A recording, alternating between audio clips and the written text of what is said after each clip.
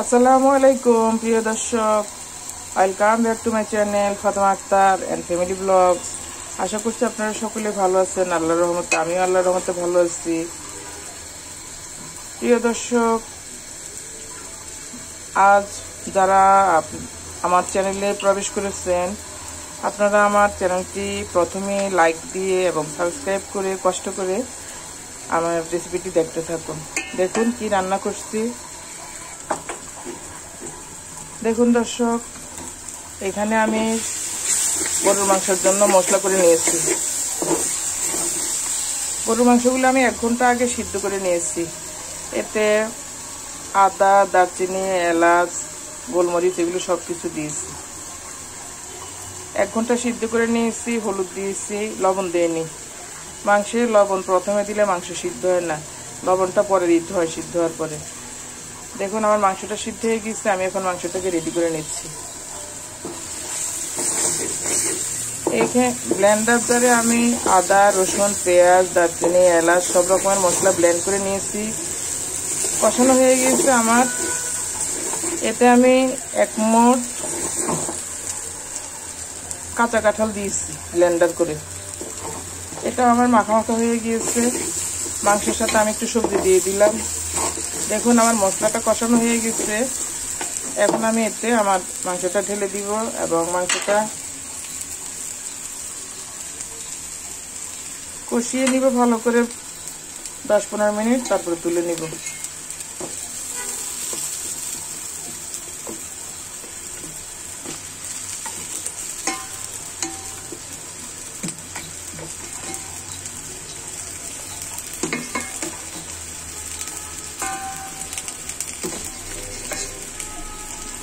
এভাবে আপনি গরুর মাংস করে খেয়ে দেখবেন। কাঁঠাল দিয়ে ব্লেন্ডার করে আবার সব মশলা ব্লেন্ডার করে নেবেন।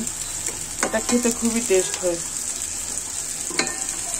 আমি ভেবেছিলাম মাংসগুলো একটু ঝুরি ভাজা করব, কিন্তু দেখলাম যে সময়ের অভাবে ভালো লাগতেছে না, তাই এভাবে ভাজা করে নিলাম।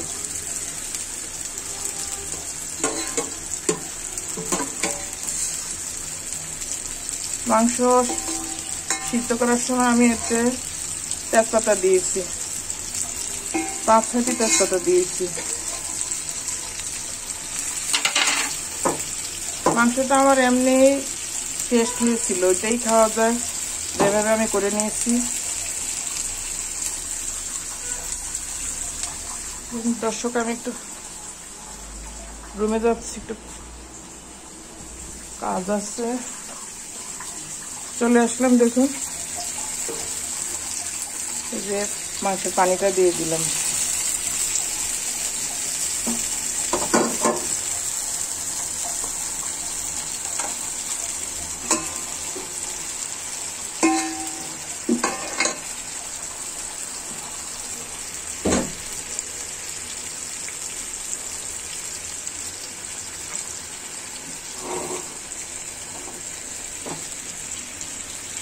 এখন আমি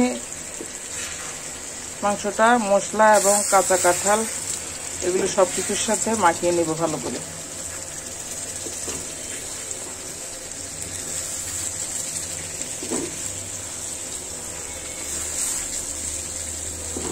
এভাবে আমি এটা পানিটা শুকানো পর্যন্ত এটা নাড়তে থাকবো।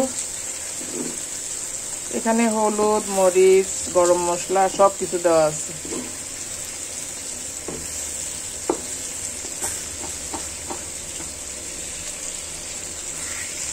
আমি মাংসের প্রায় 40 মিনিট সিদ্ধ হওয়ার পরে তারপর লবণ দিয়েছি।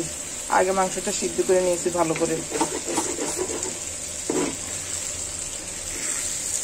দেখুন রেসিপিটা কি সুন্দর হয়েছে। এটা খেতেও খুব দুর্দান্ত স্বাদ হয়। আপনার যদি রেসিপিটি ভালো লেগে থাকে কখনো এইভাবে করে খাবেন, অনেক মজা হয়েছে। আপনার এই কাঁঠালের মাখা মাখা ঝোলটা আপনার খাওয়াটা মাংস সহ খাওয়াটা হয়ে যাবে। সাথে আর অন্য যে আরেকটা রেসিপি নেই, এটা প্রয়োজন হবে না।